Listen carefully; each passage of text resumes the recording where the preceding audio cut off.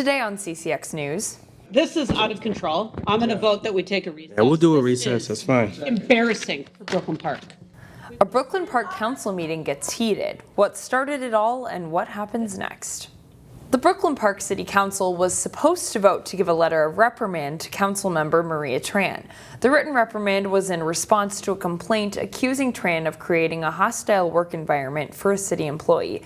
City documents show that Tran acknowledged her actions violated the city's code of conduct and respectful workplace policy. The City Council was supposed to vote and move on, but that suddenly changed Tuesday night. This employee is the one that, I found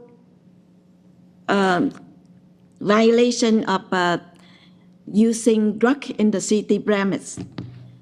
And my report was never get any intention or investigation, but now the investigation is to work me. Please don't stop me. This is my speak time. So we don't want to go, let's not go after. This is my time to speak. I understand that, but you agreed not to go after employees. That was why we did a reprimand versus a censure. In a 5-2 vote, the council agreed to table the matter and move towards censuring Tran. Mayor Hollis Winston said he didn't want an outcome similar to when the city's former fire chief sued the city, claiming hostile actions by a former council member. It's just dollars and cents for those who do not have the moral compass to understand that we should not line our people up in a firing squad. If you can't understand the moral element, understand this. If you can't respect employees, the system will respect an employee, and the taxpayers will pay. Tran and Councilmember Boyd Morrison, who has been censured twice for violating city conduct policy, were the 2 no votes. The Robbinsdale School Board has named a top candidate to lead the district. It shocked all of us in a very good way. It comes at a good time for this district. The board offered the superintendent job to Terry Stallo after an interview Tuesday. She's a former superintendent of the Prior Lake Savage Area District. The school board unanimously supported Stallo. This comes after they turned away a pool of 6 candidates in April, saying they weren't a good fit.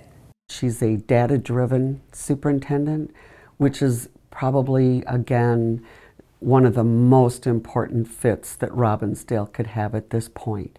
The district hasn't had a permanent superintendent since David Engstrom left in September last year. The board will consider a contract for Stallo next week. A teenager faces charges after Robbinsdale police say he stole a vehicle and caused a crash. Robbinsdale police say they began to pursue the teen after discovering he was driving a stolen vehicle. Police say they backed off, but the teen accelerated, causing a crash with 2 other vehicles at the intersection of Lowry and Penn Avenues in Minneapolis. That's just across the Robbinsdale border.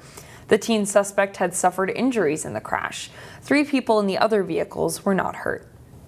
A literacy program that's benefiting students in Brooklyn Park got a big funding boost. These resources will benefit hundreds of teachers and thousands and thousands and thousands of students. Minnesota Education Commissioner Willie Jett was one of a number of guests who gathered Wednesday at Monroe Elementary in Brooklyn Park to announce a major investment in the literacy program, Bridge to Read. Monroe Elementary was one of the early test sites for the program. The SPS Foundation announced it will invest $2.5 million over 3 years into the Bridge to Read program to help train more teachers. It's a free resource, and so with the additional funding, they're going to be able to train more people, to teach more kids, and because it's a free program, it's accessible to many schools across the state, despite, what funding they do or don't have. So I think that's a huge deal. According to the nonprofit Serve Minnesota, the investment will help train more than 500 teachers, reaching 14,000 students statewide. A bike can be a fast and fun way to get where you want to go. I introduce you to a Brooklyn Center man who's making cycling possible for more kids. As the rooster crows in East Bethel, the early morning energy is high. Rum, rum, rum, hit it, go, go, go. Clearly. When is bike day, they ask me. When is bike day? Every day. How many days till bike day? Oh, look where you're going. Star of the North school kids are getting a special taste of recumbent bikes. Susan Wong helped bring this program to the school. I think it's very empowering for them. It helps them with their self-esteem, their social emotional skills, and lots of fun. for everybody. But the bikes came from Brooklyn Center, Yep. thanks to someone they call Special Eddie. So Eddie was the bus driver for a lot of these kiddos. Whoa. Oh, my goodness. For quite a few years, and the kids love him. He's just so energetic and engaging with the kids. Your feet could slip right off the pedals. There's an array of bikes for every grade, and enough options so Eddie can ride along too. Oh, I gotta see if he's in my mirrors. Oh! Kids just want to play. They just want to have fun. We just have to let them do that. Okay, you know how to stop. And Eddie Atkinson didn't just come into these bikes. He's collected them over the years to help kids and families. Some he's helped across the country. Others are right here, just across the Twin Cities. A lot of these kids may have not had an opportunity to ride a bike before, and now they have an opportunity to do that. Absolutely. This chance at a new opportunity is exactly what keeps Eddie going. You guys are your first time doing this, isn't it? Oh my goodness! Disabled or regular ed students, can ride them, even adults. And you don't have to ride fast. These bikes aren't made for riding fast. They're just made for comfort. With his help, the kids are getting more in tune Okay, put your feet on the pedals. with the bikes Flip, and the roads. flip, flip. Eddie's hoping to expand his client base to do more school rides and community rides for families. We'll have more details at ccxmedia.org.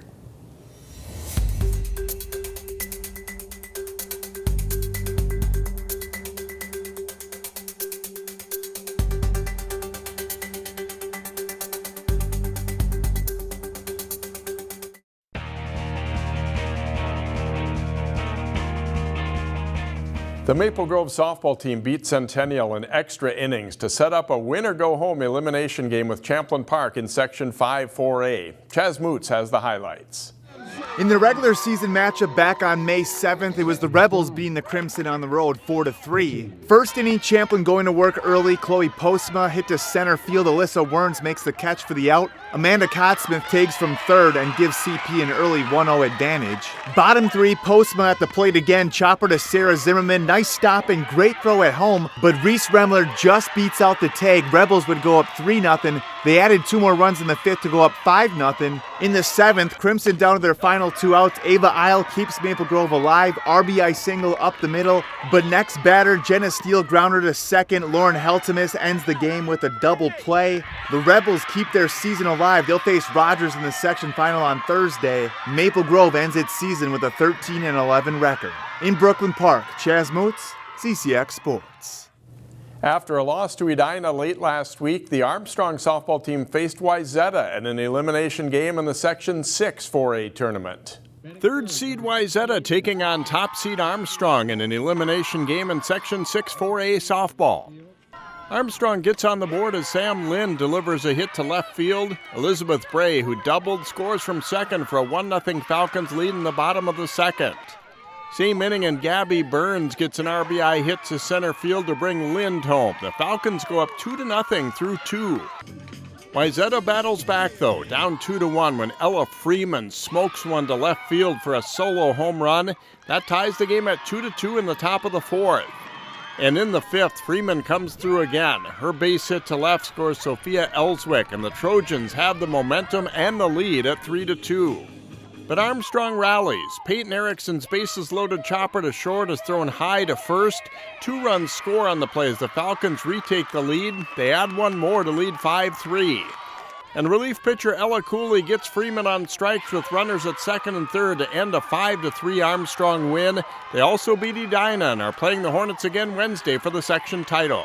Postseason play got underway Tuesday in Section 5 4A baseball. The game between 4th seed Champlin Park and number 5 seed Maple Grove was a thriller. John Jacobson has highlights.